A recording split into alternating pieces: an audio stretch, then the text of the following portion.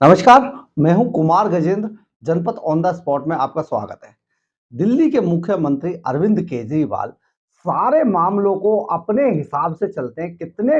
पढ़े लिखे आदमी हैं, कट्टर ईमानदार हैं, सब कुछ करने के बावजूद खुद एक पहला ऐसा मुख्यमंत्री है जो अपने आप को सबसे ज्यादा पढ़ा लिखा बताता है। लेकिन अगर इनके कार्यों की समीक्षा की जाए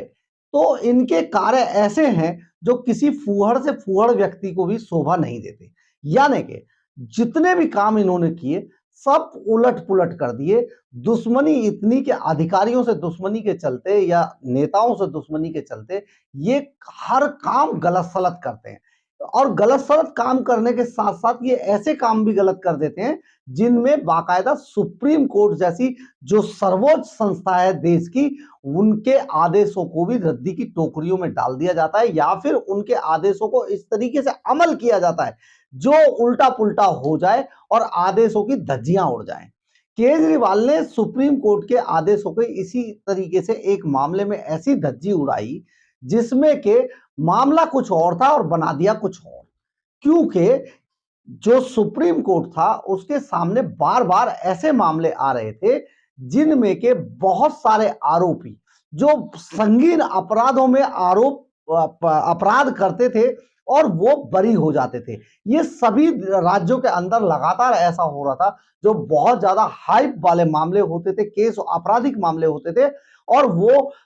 बाद में देखा जाए साल 2 साल बाद वो सब मामले बाद में बरी हो जाते थे। ये सारी चीजें जब पूरे देश में सुप्रीम कोर्ट के सामने लगातार आ रही थी तो सुप्रीम कोर्ट ने कुछ कहा और लेकिन जिस तरीके से दूसरे राज्यों में चीजें होने लगी, लेकिन जो केजरीवाल ने किया वो बहुत उलट था। दरअसल हुआ क्या कि 7 जनवरी 2014 को गुजरात सरकार बनाम किशन भाई के मामले में सुनवाई के बाद सुप्रीम कोर्ट ने सभी राज्यों के होम डिपार्टमेंट को निर्देश दिया था कि वह पुलिस और प्रोसिक्यूशन से जुड़े विभागों के वरिष्ठ अधिकारियों की एक ऐसी स्थायी समिति गठित करें जो कोर्ट के उन सभी आदेशों को एग्जामिन करके उनमें अभियोजन पक्ष की विफलताओं के कारण को दर्ज करें और जिन आदेशों में कोर्ट आरोपियों को बरी कर देती है उन पर पूरी जांच की जाए कि आखिर ये जो मामले थे ये आखिर बरी कैसे किए गए, कहां पर इसमें सारा मामला चूक हुआ। या तो पुलिस इसमें गलत थी, पुलिस की जांच गलत दिशा में हो रही थी, या फिर अभियोजन पक्ष मामले को अदालत में ठीक प्रकार से रख नहीं पाया। लेकिन सुप्रीम कोर्ट के इसी आदेश को धता बताते हुए केजरीवाल साहब ने इस पूरे मामले की जो स्टैंडिंग काउंसिल का बनाई, जो समिति बनाई, उसमें बजाय जो लोग बताए गए थे जिन जिन लोगों को इसमें शामिल करना था उनकी बजाय उन्होंने स्टैंडिंग काउंसिल और एडिशनल स्टैंडिंग काउंसिल को समिति का अध्यक्ष बना दिया और सदस्य नियुक्त करके स्थायी समिति का गठन कर दिया। यह हितों के टकराव का ऐसा उदाहरण था जिसमें जांच के दायरे में आने वाले लोग खुद ही अपना आकलन कर रहे थे। इसमें सुप्रीम कोर्ट के निर्देशों का सीधे सीधे उल्लंघन हो रहा था और इसमें सारे जो उद्देश्य थे वो पूरी तरीके से विफल हो गए। यानी कि केजरीवाल ने कुछ ऐसा किया। और जब ये समिति बनाई गई, हम आपको ये भी बता देते हैं कि जब ये समिति बनाई गई उस वक्त जो तत्कालीन एलजी थे उन्होंने इसका विरोध किया कि ये जो आप समिति बना रहे हैं, ये जो स्थायी समिति आप बना रहे हैं सुप्रीम कोर्ट के आदेश पर, ये गलत बना रहे हैं, इसमें इस तरीके से नहीं था निर्देश और आपको ये लोग जो है इनको अध्यक्ष और सदस्य जिनको नियुक्त किया गया इनको नहीं करना था। लेकिन क्योंकि केजरीवाल बहुत हठी हैं और वो ये मानते हैं कि वो जो कर देते हैं वही सबसे सुपर होता है और वही सबसे अंतिम होता है, लेकिन ऐसा होता नहीं है। और इसके अलावा जो वो मानते हैं एलजी को, वो हमेशा से अपना दुश्मन मानते आए हैं, इसलिए वो कई बार एलजी को सुपरसीड करके अपने तरीके से सारे कामों को कर देते हैं। अब इसके आगे सुनिए, जब जनवरी 2014 में गुजरात बनाम किशन भाई के मामले में ये आदेश जब सुप्रीम कोर्ट ने दिया तो उसके बाद दरअसल आपराधिक मामलों में बरी होने वाले आरोपियों की जो सदस्यता थी, जो आरोपियों की जो संख्या को कम करने के लिए, आप इसको जरा सही से समझिए कि जो आपराधिक मामले होते हैं उनमें जो बरी होने वाले आरोपियों की संख्या को कम करने के उद्देश्य से सुप्रीम कोर्ट ने के जनवरी 2014 से निर्देशों का जनवरी 2014 के निर्देशों का अनुपालन करने के लिए गृह मंत्रालय ने 24 मार्च 2014 को सभी राज्यों, टेरिटरी और ये जो केंद्र शासित प्रदेश होते हैं इन सभी के लिए एक एडवाइजरी जारी की थी।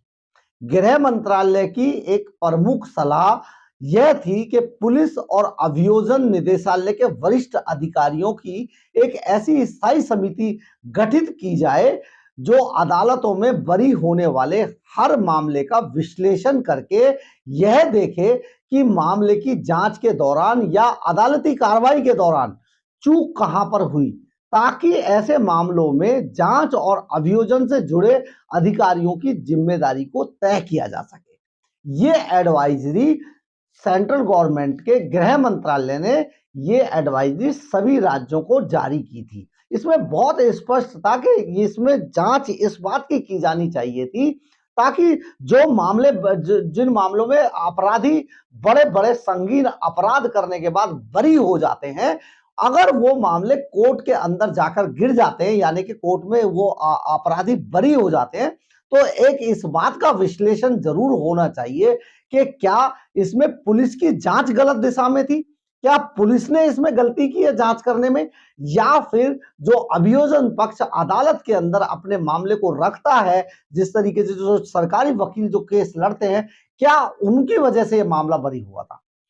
अब ऐसे मामले में ये पूरा एक सिस्टम था, इसमें पुलिस अधिकारी को बनाया जाना चाहिए था और अभियोजन पक्ष के लोगों को शामिल किया जाना था, तब जाके एक स्थायी समिति बनाई जानी चाहिए थी और इसमें चीफ सेक्रेटरी लेवल के लोगों को, गृह सचिव टाइप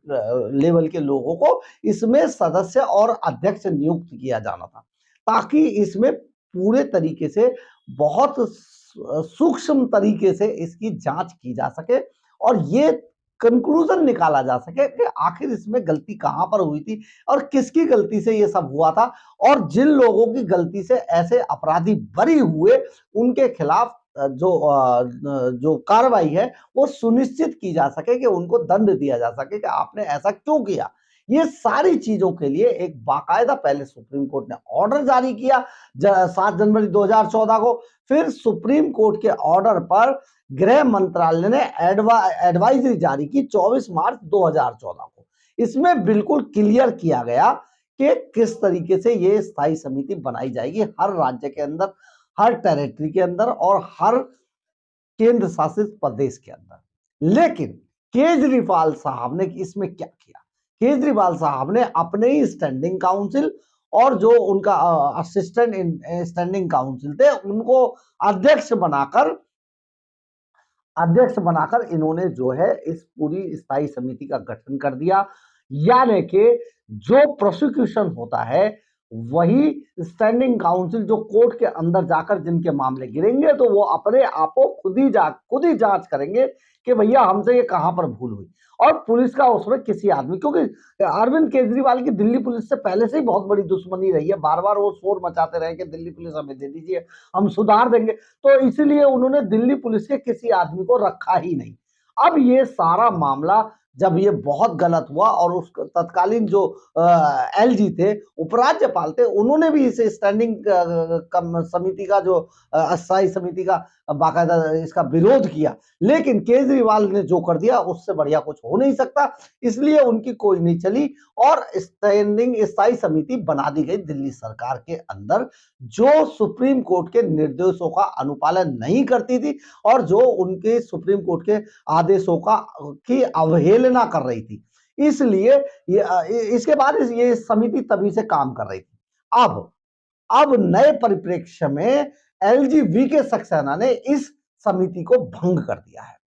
जो ये स्थायी समिति केजरीवाल ने बनाई थी, उन्होंने यह कहते हुए भंग कर दिया है कि ये सुप्रीम कोर्ट के निर्देशों का उल्लंघन है, अवहेलना है। और इसमें कहीं पर भी जो सुप्रीम कोर्ट चाहता था, सुप्रीम कोर्ट की जो जो ये ऑर्डर था जिसमें ये कहा गया था कि वो सुप्रीम कोर्ट ये चाहता है, इसमें कहीं पर भी उनकी अवहेलना होती, कहीं पर भी उसका अनुपालन नहीं हो रहा था। इसलिए एलजीबी के सक्सेना ने इस स्थायी समिति को भंग कर दिया है। यानी कि केजरीवाल के मुंह पर एक बार फिर से करारा तमाचा लगा है और वो अब बगले झांकते नजर आ रहे हैं, वो और उनके अनुयायी। तो ये सारी चीजें हुई और एलजीबी के सक्सेना ने अब इस मामले में जो समिति, जो स्थायी समिति गठित की है, उसमें जो प्रधान सचिव है उनको अध्यक्ष बनाया गया है। कानून विभाग के प्रधान सचिव या डायरेक्टर को इसमें सदस्य बनाया गया। इसके अलावा दिल्ली पुलिस के स्पेशल कमिश्नर को भी इसमें स्थायी समिति में सदस्य बनाया गया है। और अब ये समिति एलजीबी के सक्सेना ने गठित कर दी है और केजरीवाल वाली समिति को भंग कर दिया गया, क्योंकि वो सुप्रीम कोर्ट के जो आदेश थे, जो उनका पूरा एक तरीका था, स्ट्रक्चर था, उसको बिल्कुल खत्म करती थी। या और उसमें कहीं पर भी ये जांच नहीं की जा रही थी कि किस तरीके से जो आरोपी बरी हो जाते हैं, संगीन अपराधों में भी अपराधी बरी हो रहे थे,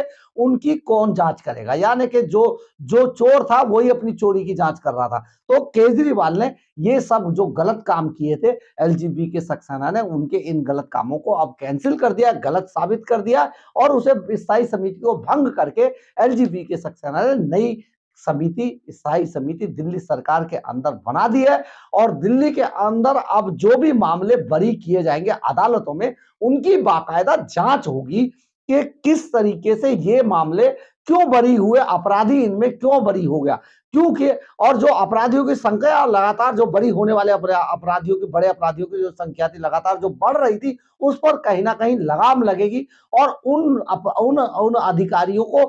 जांच के दायरे में लाया जाएगा जिनकी वजह से ये मामला बरी हुआ था। यानी कि पुलिस के वो लोग जो भ्रष्टाचार करके और केस में कमजोर जांच दिखाकर अदालतों में अपने पेपर, अपनी जो जांच है, चार्जशीट है, वो दायर करते हैं। या फिर जो प्रोसिक्यूशन कहीं पर कमजोर दिखाई देता है और वहां पर भी भ्रष्टाचार की संभावना रहती है और उस भ्रष्टाचार की संभावना के चलते बड़े बड़े अपराधी बरी हो जाते हैं, ऐसे मामलों की बाकायदा जांच की जाएगी और इन अधिकारियों पर भी गाज गिरना तय है। तो आने वाले समय में दिल्ली के अंदर जो अपराधी संगीन मामलों, जुर्म करने के बाद भी बरी हो रहे थे, इस पर लगाम लगेगी। अगर आपको मेरी खबर अच्छी लगी हो तो आप इसे लाइक, सब्सक्राइब और शेयर जरूर कीजिएगा। कमेंट्स बॉक्स में आप अपनी राय जरूर रखिएगा, इससे हमें ऊर्जा मिलती है। जय हिंद, जय भारत।